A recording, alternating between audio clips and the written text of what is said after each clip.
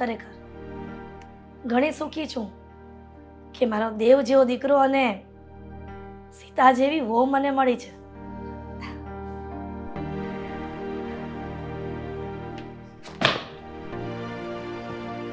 આદિ, કેમ આવી રીતના ફાઇલનો ઘા કર્યો? શું થયું દીકરા? છેલ્લો રસ્તો હતો મારી પાસે. હા, ચલો રસ્તો. આ કાગળિયા થઈ ગયા છે, આ ફાઇલ નથી રહી હવે. અને આદિ, એમાં તું કે આ કામ જો મળી જશે ને તો કદાચ હું લેણામાંથી બહાર આવી જઈશ. પણ નુકસાન ઉપર નુકસાન, નુકસાન ઉપર નુકસાન. હવે સમજાતું નથી કે કરવું શું સાલું. મગજને શાંત રાખી અને વિચારવાની કોશિશ કર. આવી રીતના મગજ ગરમ કરવાથી કાંઈ ફાયદો નહીં થાય દીકરા.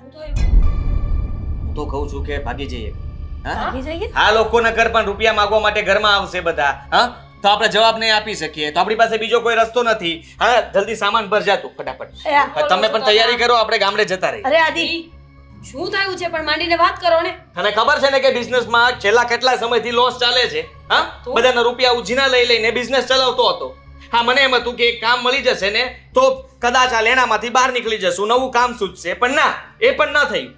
હવે મારી પાસે બીજો કોઈ રસ્તો નથી. આ મકાન ઉપર પણ પૈસા લીધેલા છે, આ મકાન પણ જતું રહેવાનું છે. આપણી પાસે કઈ છે જ નહીં તો પછી કરવાના શું? આદિ, થોડા શાંત થાવ. આવી રીતે થોડી હોય. ઘરના ઘર મૂકીને ક્યાં જશું આપણે લોકો?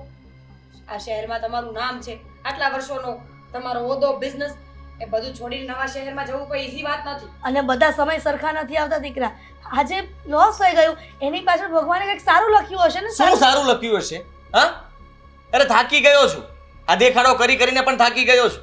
લોકોને બહાર ખબર નથી પડવા દીધી કે હું તૂટી ગયેલો માણસ છું.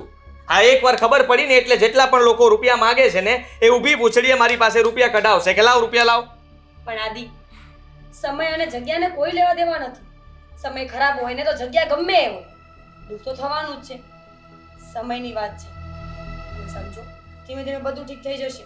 અને હું તો કહું છું કે તમે ક્યાંકથી કોક પાસેથી ઉછીના લઈ લો, હા વ્યાજમાં લઈ લો, બધાના પૈસા ચૂકવી દો, પછી આપણે એક જ જણને સાચવવાનો ને. આદિ, તું સમજવાની કોશિશ કર. રૂપિયા જો બહારથી લઈશ તો લોકોને તો પણ ખબર પડશે કે આ કઈ અને રૂપિયાની જરૂર નથી છતાંય તે રૂપિયા માંગે છે મારી પાસે. હા, આ વાત ફેલાતા વાર નહીં લાગે. પણ તું બીજા પાસે ક્યાંથી માંગવાનો હતો? તારો મિત્ર દેવાંગ છે ને, એની પાસે માંગી છો ને, એ તને જરૂર મદદ કરશે. હા, સાચી વાત છે મમ્મીની. દેવાંગભાઈ આમ પણ સારો માણસ છે. હા, કદાચ એની પાસે નહીં હોય ને તો બીજેથી લાવીને પણ તમને જરૂર મદદ કરશે. હા, એને બધું કહેવું તો પડશે ને મારે. એને મેં કોઈ વાત નથી કરી કે હું નુકસાનીમાં ચાલુ છું. તો શું થઈ ગયું આદિ? ઉતાર ચઢાવ તો બધાના જીવનમાં આવતા જ હોય છે. અરે ઈશ્વર જેવા ઈશ્વરને પણ ઉતાર ચઢાવ જોવા પડ્યા છે. તો આપણે તો ફક્ત માણસ છીએ. હા બેટા, મીરા કહે છે ને સાચી વાત છે. જીવનમાં ઉતાર ચઢાવ તો આવ્યા જ કરે. એકવાર તો દેવાંગને કહીજો, મને ખાતરી છે એ તારો ખાસ મિત્ર છે, ક્યારેય તને નિરાશ નહીં કરે. હા, તમારી વાત સાચી છે કે દેવાંગને વાત તો કરી જો, એની પાસે કઈ રસ્તો હોય તો. નહીં તો છેલ્લો રસ્તો છે મારી પાસે. ચલો, કાં હું આ ઘર છોડીને ભાગી જઈશ અને કાં તો આપણે બધાએ ભાગવું પડશે. એ પછીનું પછી વિચારી લઈશું ને. અત્યારે દેવાંગભાઈ સાથે વાત કરી લો, એમને કહો કે તમારે જરૂર છે. એ શું કહે છે શું નથી કહેતા પછી આપણે આગળ વિચારશું બધું.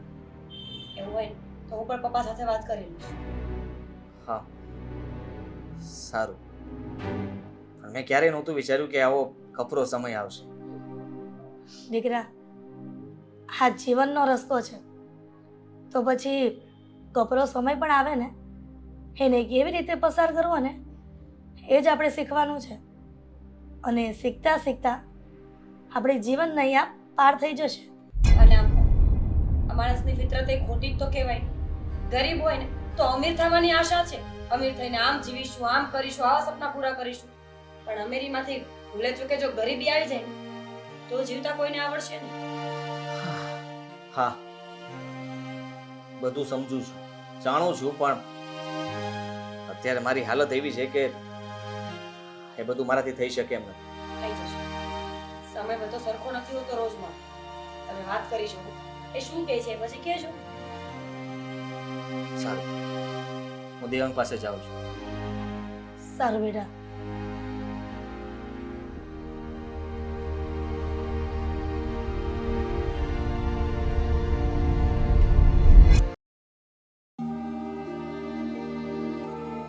બોલને ભાઈ, શું કામ હતું? આ શું કામ બોલાવ્યો છે અહીંયા? સો યાર દિવ્યાંગ, હું ફસાઈ ગયો છું.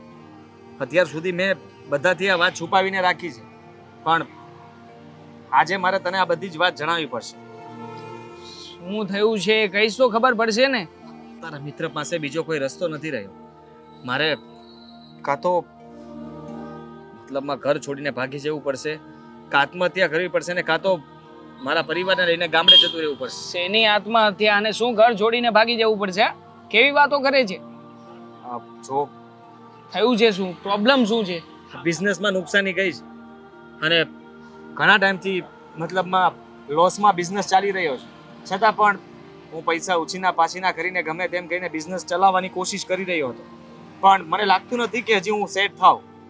હા, આજે એક કંપનીવાળા સાથે મીટિંગ કરવા ગયો હતો તો એ પણ રિજેક્ટ થયું.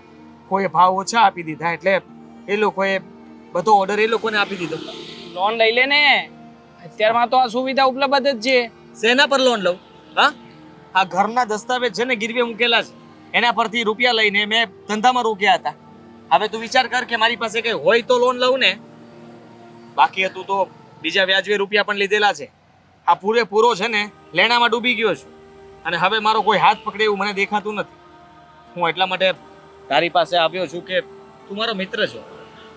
દેવાંગ, તે હંમેશા મારી મદદ કરી છે, તો પ્લીઝ ઘરના મમ્મી અને તારી ભાભી પણ કહેતી હતી કે દેવાંગભાઈ કઈ ને કઈ રસ્તો કાઢશે.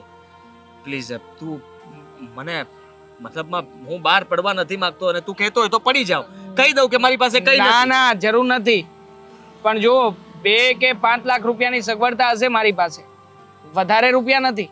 એટલે 2-5 લાખ રૂપિયા હું તને કરી દઉં, તું મને ક્યારેય પાછા આપે કે ક્યારે ના આપે મને કઈ એની સાથે લેવા દેવા પણ નથી. પણ જો એનાથી વધારે તો કેવી રીતે આપી શકું? ના હોય ને મારી પાસે કેશ. તું વિચાર કર કે 2-5 લાખ રૂપિયા શું થવાનું છે? હા, 1 મિનિટ, ફોન આવે છે. ઓ ડેમ્સ, હેલો બેબી. યા નો હું અરે પછી વાત કરું છું ને. હા, છોડને કોણ છે? 1 મિનિટ. ના ફ્રેન્ડ છે મારો ફ્રેન્ડ છે. શું? My God. જો ટેન્શન નહીં લે, કુલ ડાઉન થઈ જશે. કરું છું ને, એડજસ્ટ કરું છું. અરે મારું કરવાનું છે, ત્યાં ફોનમાં કરવાનું છે. મળીએ પછી મળીએ. અત્યારમાં બીજું એડજસ્ટ કરું છું, પછી તારું એડજસ્ટ કરું છું. પહેલા મારું. હા ઓકે.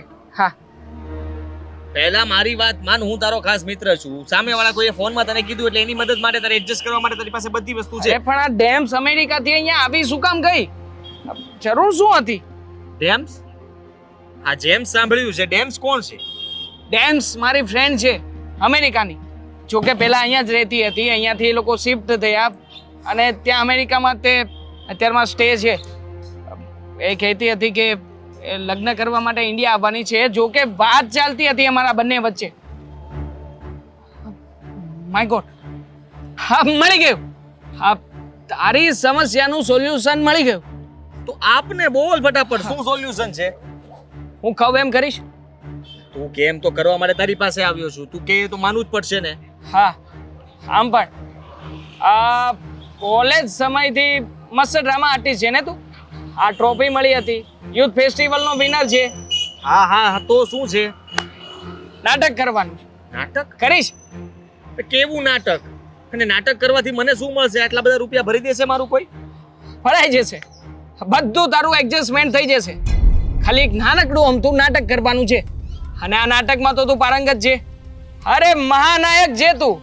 હા, તું એકવાર નાટક કરવા તૈયાર થાય એટલે બધો પ્લાન છે મારી પાસે.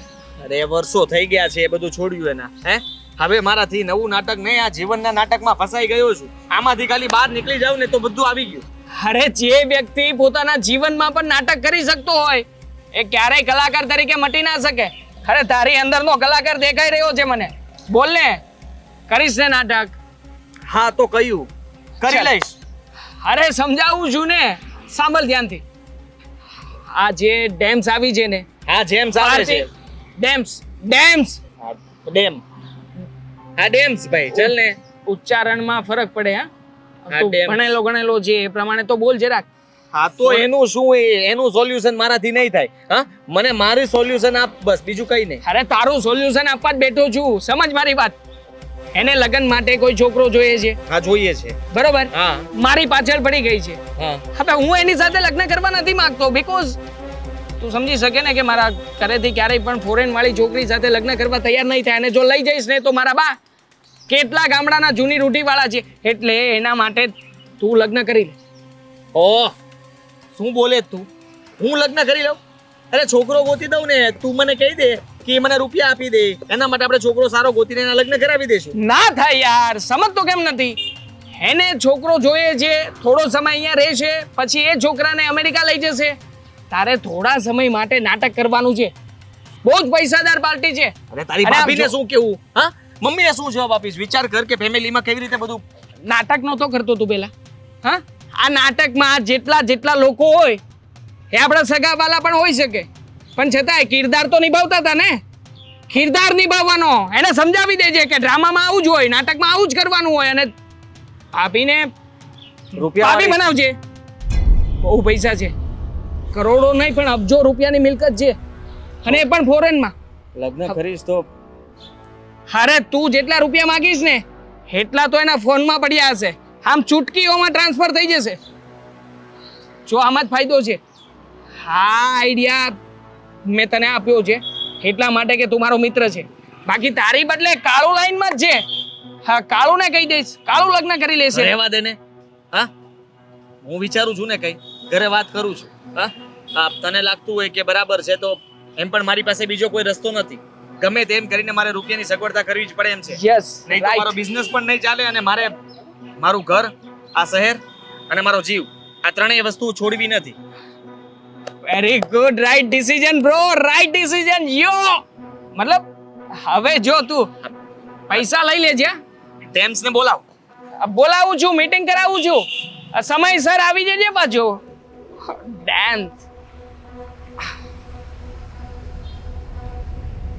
Hello darling.